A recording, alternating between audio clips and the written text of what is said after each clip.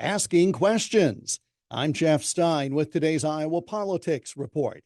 President Joe Biden gave interviews to a select number of large urban radio stations last week. Apparently, in order to get the interview, the host had to agree what questions would be asked. From a list of 8 approved questions provided by the campaign, for example, the host got to pick 4. That's a pretty clear violation of ethical standards, and one host lost her job as a result of it. Here's how things normally work at this station regarding elected officials. We try to have them on the air on a regular basis, usually monthly.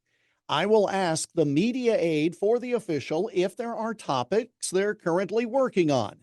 Often the aide asks me what basic topics I want to cover to make sure the individual is properly briefed.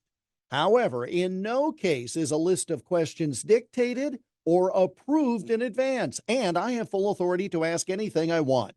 Sometimes I ask about the things on the provided list, often I don't. We also try to weave in questions from you, the audience, and again, the official has no idea what you might ask. It's the job of the media aide or the campaign to make their person appear in a favorable light. It's our job to be the bridge between you and them and ask the questions you want to have asked. An interview with prescribed questions or a scripted format is simply not worth doing in our view. Last year, the aide for one Iowa official asked if the official could come on to talk about a presidential candidate endorsement the official had made. Since we did not do interviews with campaign surrogates, I said no.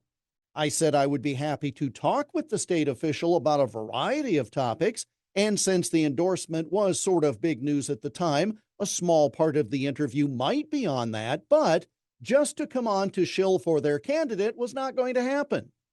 The Iowa official's media aide agreed. We did an extended live interview, and while the endorsement was discussed briefly at the end, it was after several other topics of broad interest had been covered. When Donald Trump was on our program the day of the Iowa caucuses, there were no ground rules about questions I could ask.